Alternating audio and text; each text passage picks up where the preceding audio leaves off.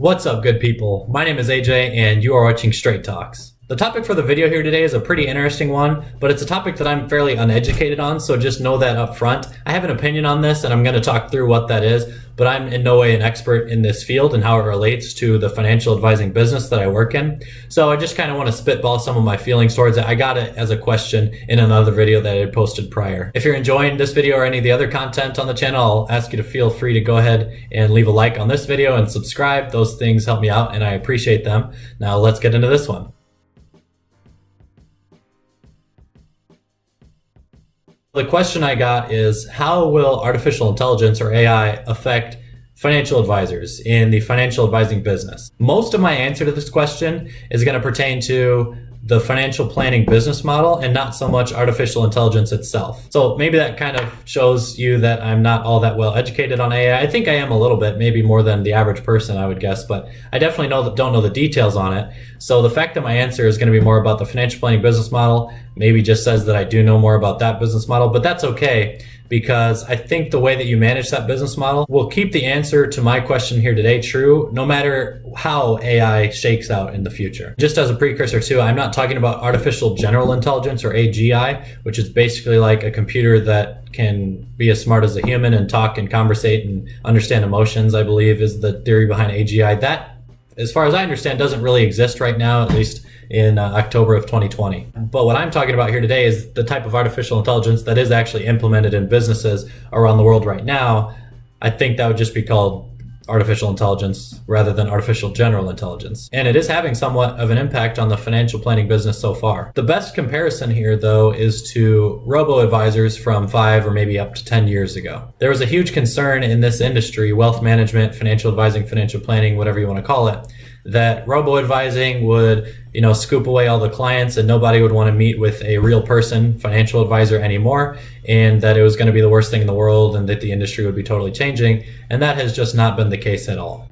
What these robo advising firms are finding are that once an account value gets to about 70,000 to I think 75,000 bucks is the general area, clients are taking out all their money and going to a live person financial advisor and opening accounts with them, investing with them, transferring accounts over, whatever it is. Usually at about 70 or 80 grand, they're no longer okay with just using a robo advisor. I don't really know the significance about that dollar figure, but I definitely know the reason why this is happening. And it's just that there are a lot of conversations and decisions that come up in someone's investing career from the age of say 20 to 60, or maybe your whole life, 20 to 90, that a simple asset allocation cannot answer. A simple asset allocation is exactly what most of those robo-advisors do right now. Now, when you're young and living by yourself and you're just renting an apartment, $1,000 a month, you don't have kids or an estate plan or much assets, maybe you're saving into your company 401k and an outside Roth IRA, whatever, you can handle all those things pretty easily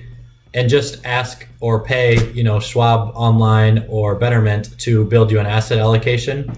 And you're going to pay a pretty low fee to do that, like 1/3%, I believe is the average. And you're getting done most of what you realistically might need. But once you enter like 2 or 3 different variables that can have an effect on one another, people are just going to have too many questions that their robo-advisor can't answer. Because of that, what you've seen recently is the online robo-advising platforms going out and trying to hire as many CFP professionals as they can to work at a kind of a call center, so that when these clients of the robo-advisors have actual financial planning questions, they can call in and talk with someone, because they're finding that that's what the people want. So far, robo-advising has not been a disruptor in any meaningful way to the business of private wealth management that I operate in. However, what artificial intelligence can potentially offer above and beyond what robos just do right now with a simple asset allocation is to take a chunk of big data and say, hey, a lot of other people in your financial scenarios consider X, Y, and Z. And if you're not thinking about these things, then you definitely should be. The artificial intelligence could potentially go as far as to say,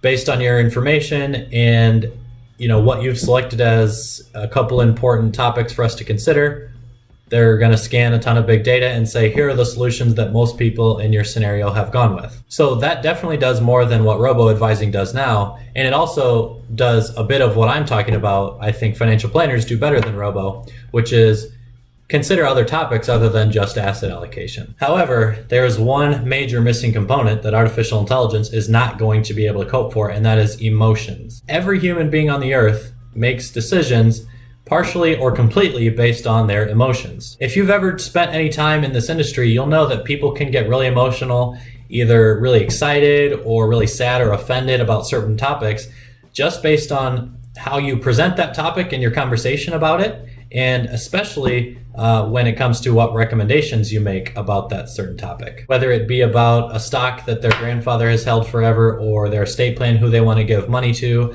or passive investing versus active investing and their emotional feelings towards both of those, tons of different types of things. These things require very careful conversation when you are presenting recommendations to clients.